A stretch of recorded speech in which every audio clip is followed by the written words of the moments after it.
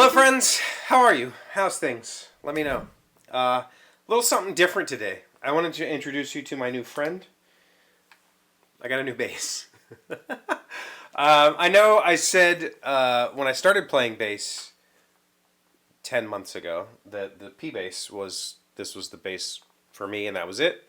And then I didn't see a need to own a bunch of basses. But I've also said that there was 4 basses that I want to own.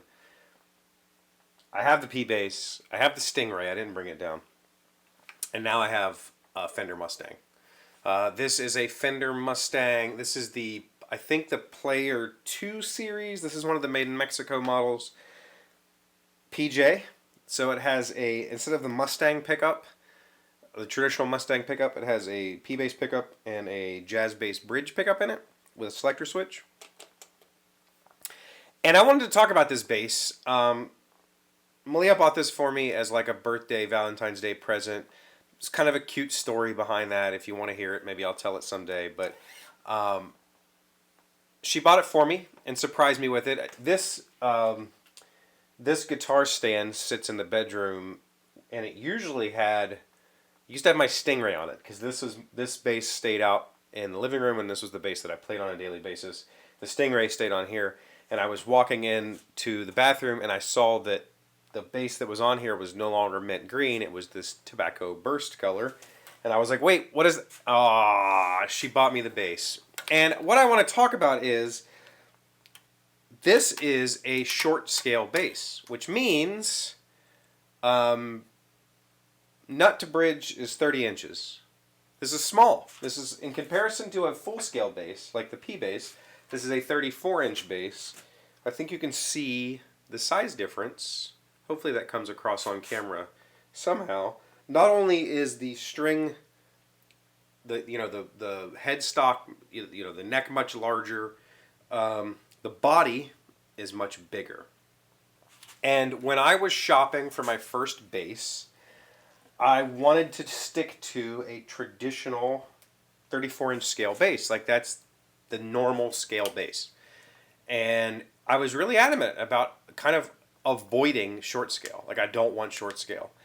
And when I went to the shops and I was trying out basses in the shops, I did try out some short scales and I didn't like the way they felt. The P bass neck is the fattest neck in bass, maybe. I mean, for a 4-string, meaning that it's the widest at the nut, it's the widest down here at the bottom. It's kind of this one actually is not thick. This is like a more modern neck than what this is modeled after a 70s P bass. A 70s P bass has a more D-shaped neck. This is more of a C, like a flat C. It's actually pretty comfortable. But it's a wider string spacing. And in my hand, I'm 6'4", and I have, I can palm a basketball. I have big hands. And playing this felt correct. This does, even now, feel a little bit like a toy. It's, I can wrap all the way up to my first knuckle on my thumb around this. On the P bass, I guess it's kind of similar. But it's small. That 4 inches doesn't seem like a whole lot, but when you're up here playing,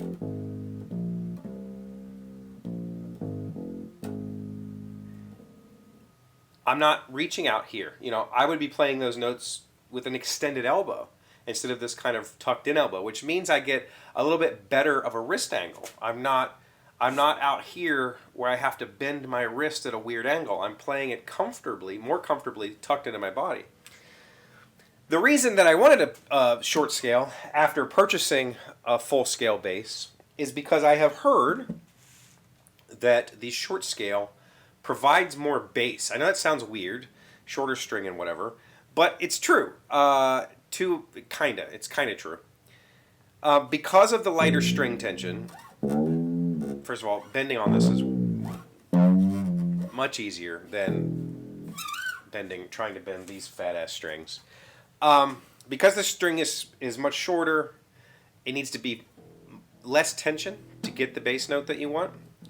And because of that, you get less harmonics. So if you don't know, when you pluck a string, so on a bass, top string's E, You're hearing an E.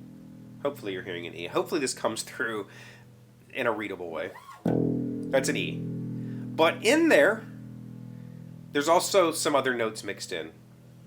Largely, there's an A. That's the fifth for an E. And it's in there. In fact, it's in there very strongly. On this bass, I bought one of these clip-on tuners. Sorry if you just heard that. I bought one of these clip-on tuners that was made for a guitar to tune this bass. And the E string, it often would flicker between EA, EA, EA. There's so much harmonics in this when you play this E string that the tuner had a hard time determining whether I was playing an E or an A. This is a cello tuner, so this is actually made for bass, and it works way better and does not have that issue.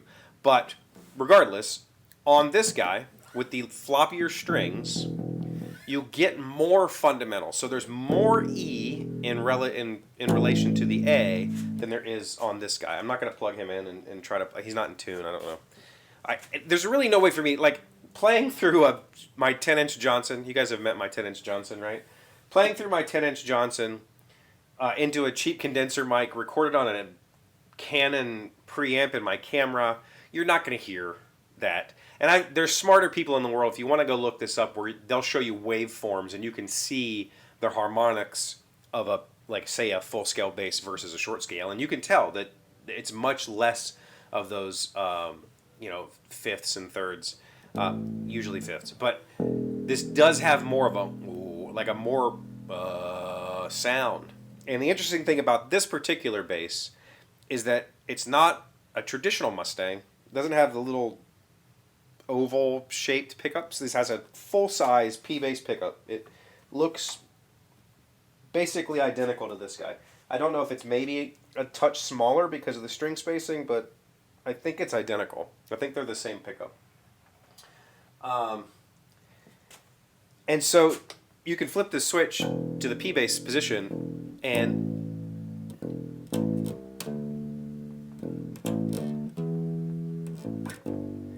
it really sounds like a P bass. It really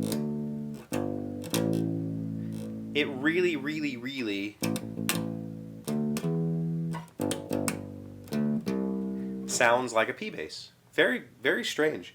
Kick it back here in the jazz bass position. You get that bright, and that pickup's much hotter, isn't it? Yeah, it's much hotter.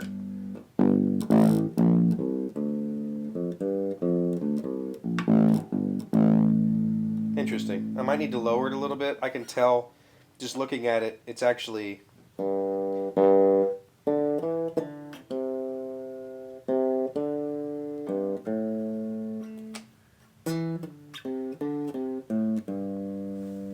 Yeah, it's actually angled, sorry. So I need to fix the pickup. It's actually angled a little bit, so this E string is much hotter on the jazz bass pickup.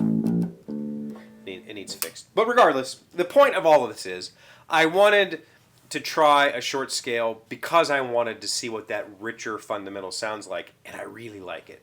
When I'm working with my headphones on, recording into Reaper or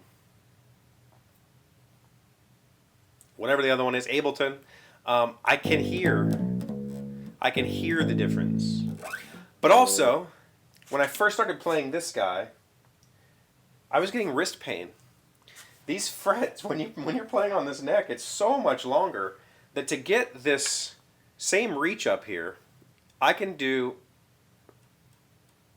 Oh man, I can't do 5 frets. I can do 4 frets, and that's about the extent of my stretch. Here, I can do a full 5 fret stretch. I don't know what the difference is in length. It's probably within an inch or two, but that's significant when you're playing a lot up here. Trying to make these stretches, it can be tiring, very tiring on your hands. And so when my wrist was hurting and I couldn't play, I really wanted a short scale because it's so much more comfortable to play. And I've had no issues with me liking that wider neck, going to a tighter string spacing. Hasn't been a problem at all. I don't play pick very often, but when I do, I'm not having issues like I thought I would, just, hitting the wrong string because they're tighter spacing. It's not dramatic enough like I expected. And so I don't know. I had set all this in my head that the short scale was some inferior bass that's really only made for children or smaller people who want to play bass but can't play a full size. That's junk. That's garbage. It's a legitimate bass. This is a bass. It's just a little bit smaller, kind of more comfortable to play, lighter. Doesn't hurt the back nearly as much. Doesn't pull me when I'm playing it, and with this PJ setup, I can get some cool tones out of it without having to do anything crazy with a pedal or whatever. And I very much like that. So this is my new baby. I'm very, very glad that I own it, and I wish I would have given them short scales a more honest look when I was first shopping. I probably still would have bought the full scale. Like, the P bass is the bass that I wanted, and it's still the bass that I want to play the most. But right now, this is hanging right next to me in my living room, and I pick it up and play it, and it's just a joy to play on. And I don't feel like I'm losing capabilities when I switch back to playing the P bass. It just means I have to stretch a little farther and work out a little bit more. But this isn't robbing me of any sort of playing technique or anything like that. I hope that makes sense. Okay, I hope that was interesting.